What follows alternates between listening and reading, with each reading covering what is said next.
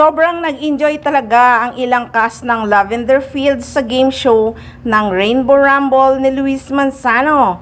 At ang mga fans, sobrang saya kasi kilig na kilig sila sa Ekonin na sina Jericho Rosales at Janine Gutierrez.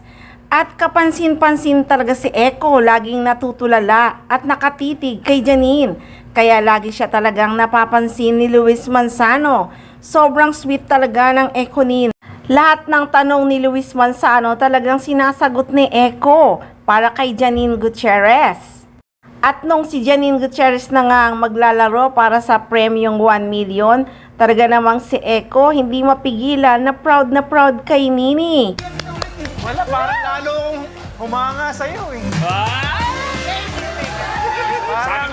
Pero sa kasamaang palad nga, hindi nakuha ang premyong 1 million kasi nga hindi nabuo ang color na kailangan. Pero si Eko hindi mapigilang yakapin si Janine Gutierrez sa harap ng mga fans. Nakalimutan yatang nasa studio pa sila.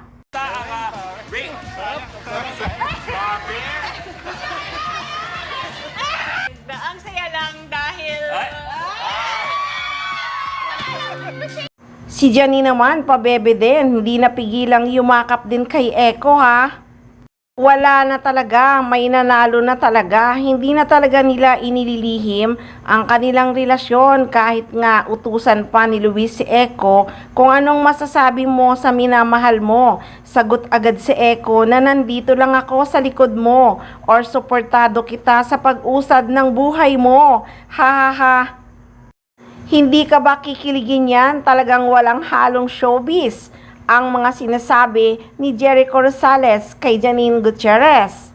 At halatang kilig na kilig si Eko kay Nini ha. Lagi siyang nakatitig kay Janine pag nagsasalita si Janine.